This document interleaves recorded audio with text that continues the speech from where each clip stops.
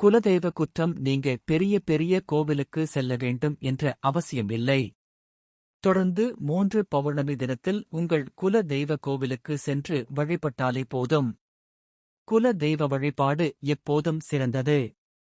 அதிலும் பௌர்ணமி தினத்தன்று குல தெய்வ வழிபாடு என்பது மிகவும் இன்றியமையாதது. பௌர்ணமி வழிபாடு குடும்பத்தில் உள்ள தீய சக்திகளை நீக்கி நேர்மறை எண்ணங்களை அதிகரிக்கும் என்றும் பௌர்ணமியில் வழிபட்டால் வம்சம் தழைக்கும் என்றும் நம்பப்படுகிறது. பௌர்ணமி நாளில் குல தெய்வத்தை வழிபடுவதால் உங்கள் தோஷங்கள் அனைத்தும் விலகும். தம்பதியினர் ஒற்றுமையாக வாழ்வர். குடும்பத்தில் உள்ள பிரச்சனைகள் நீங்கி வாழ்வும் சிறப்பாக இருக்கும். ஒருவருடைய வீட்டில் குலதெய்வத்தின் அருள் பரிபூரணமாக கிடைத்துவிட்டால் அந்த வீட்டில் எதிர்மறை ஆற்றல்கள் இருக்காது. அந்த வீட்டில் இருக்கக்கூடிய ஒவ்வொரு நபர்களுக்கும் குலதெய்வம் காவலாக இருந்து அவர்களுடைய வாழ்க்கையில் நல்ல முன்னேற்றத்தை அருளும் என்றும் கூறப்படுகிறது. ஒவ்வொரு பௌர்ணமிக்கும் குலதெய்வ கோவிலுக்கு செல்ல வேண்டும் என்றில்லை. நீங்கள் உங்கள் வீட்டிலேயே விளக்கேற்றி வழிபடலாம். பூஜை அறையை சுத்தம் செய்து மாக்கோலமிட்டு குல தெய்வத்தின் படத்திற்கு மலர் அலங்காரம் செய்து நெய் தீப விளக்கேற்றி குடும்ப சகிதமாக குல தெய்வத்தை மனதார வழிபடலாம்.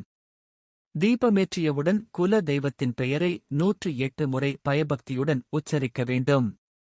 பின்னர் நைவேத்தியமாக வெண்பொங்கல், சர்க்கரை பொங்கல் படைக்கலாம். படைத்த நைவேத்தியத்தை அக்கம் பக்கத்தினருக்கு கொடுத்து மகிழலாம். எளிய முறையில் இப்படி குல தெய்வ வழிபாடு செய்தாலே போதும். குல தெய்வத்தின் அருள் உங்கள் குடும்பத்திற்கு பரிபூரணமாக கிடைக்கும். ஒவ்வொரு பௌர்ணமியிலும் மாலை நேரத்தில் சந்திர பகவான் தோன்றும் நேரத்தில் விளக்கேற்றி லலிதா சகஸ்ரநாமம் சொல்லி வழிபட வேண்டும். இவ்வாறு வழிபட்டால் வீடு மனை முதலான செல்வங்களை வாங்கும் பாக்கியம் கிடைக்கும். உங்கள் முன்னோர்கள் குல தெய்வத்திற்கு செய்ய வேண்டிய நேர்த்திக் கடனை செலுத்தாமல் இருந்தால் அதனால் பல இன்னல்களை பிள்ளைகள் அனுபவிக்க நேரிடும். அத்தகைய குலதெய்வ குற்றம் நீங்க பெரிய பெரிய கோவிலுக்கு செல்ல வேண்டும் என்ற அவசியம் இல்லை. தொடர்ந்து 3 பௌர்ணமி தினத்தில் உங்கள் குல தெய்வ கோவிலுக்கு சென்று வழிபட்டாலே போது. ஏதேனும் சூழ்நிலை காரணமாக தொடர்ந்து செல்ல முடியவில்லை என்றால் விடுபட்ட பௌர்ணமி தினத்தை கணக்கில் கொள்ளாமல் மீண்டும் தொடர்ச்சியாக குல தெய்வ கோவிலுக்கு சென்று வர வேண்டும்.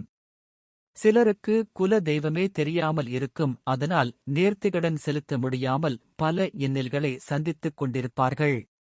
அப்படிப்பட்டவர்கள் பௌர்ணமி தினத்தில் தீபமேற்றி அந்த தீபத்தை குல தெய்வமாக வழிபட குல தெய்வ அருள் கிடைக்கும்.